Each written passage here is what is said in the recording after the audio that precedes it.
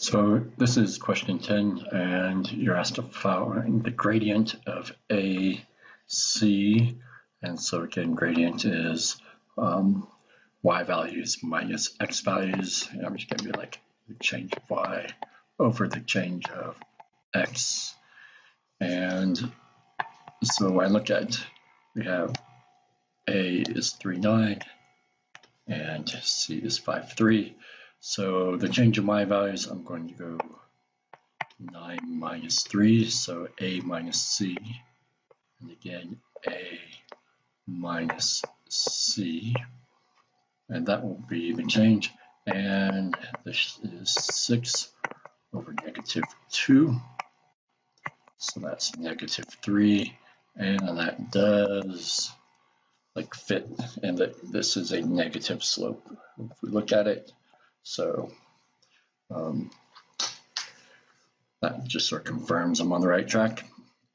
And then it says for part B, determine giving a reason whether these are right angles. And again, right angles means that the slope of AC has to be perpendicular to the slope of CB, and that only happens when M is, and then it's perpendicular, we'll say M1, slope 1 is perpendicular, slope 2, then M1 equals, or sorry, M2, say is equal to 1 over M1, and the negative reciprocal. It's basically a shortcut of doing all that. So right now what I need is the slope of BC. And again, I'm just going to do B, so the change in y. So 6 minus 3 over 15 minus 5, and that's 3 over 10. And let's see, 3 over 10 is not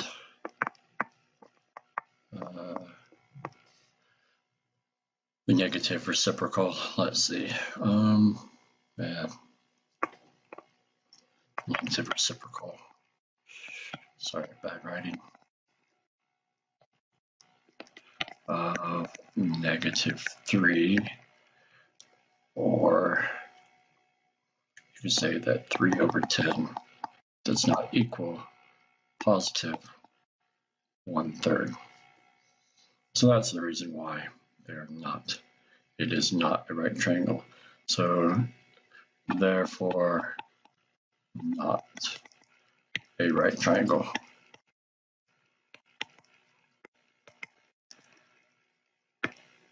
I'm just going to shorten that up, not a right triangle. So that is part A and part B. And then part C asks us to figure out the straight line L parallel to BC passes through A. So we have some sort of straight line. Sorry, why are you now alive? So we have some straight line. That's not parallel. Let's just go back. Sorry. Let's try to make that a bit more parallel. So there we have some line parallel to BC that goes through A. So what do we know? We know that its slope, to be parallel, must be 3/10. We know it goes through the point A, so we know x is 3,9. And they want the equation, though, to look in this form. And where they say A, B, and D are integers, that's important because that means we can't have a fraction. But the best way to start off with this is to use our point slope form. So y minus 9 equals the slope, 3/10, times x minus the x. And so right there we have equation, something I can work with.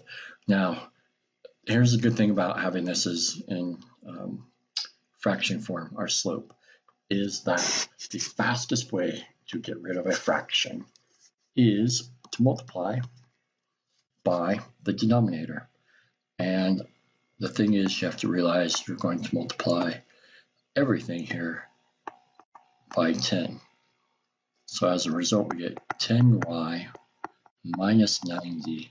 Now, over here, multiplying by 10 is canceling this divide 3/10. So it's now we're saying we have like 3 times x minus 3. So I'm just right away going to say this is 3x minus 9. And again, that's the fastest way to get rid of a fraction is multiply by the denominator. Realize I've distributed here because these are two terms. Over here we have this fraction times this number, and so me saying 10 times 3/10, well, that will be 3, and then 3 times x minus 3. And from here we just need to move things around to make it equal to 0. So I'm going to say it's negative 3x plus 10y. So I subtracted the 3x. Add the 9 to negative 90, and that makes minus 81 equal to 0. Now, that's one possible way. I could have, if I wanted to, like move everything to the other side, and so basically multiplying kind of everything here by negative 1. But if I went the opposite way, and so I put 0 on the left, then I would be saying it's 3x minus the 10y, adding 90 to both sides. And basically you can just see that the signs have swapped, and that's only because I just chose to go this direction versus going that direction. They are the same line, basically. And so there is part C.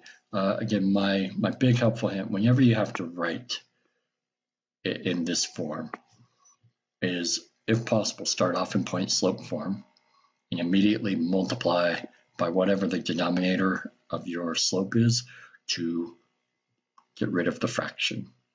If it's a decimal, multiply by 10 or 100 if it's tenths, hundredths, and you end up having the same result. So there is part C of question 10.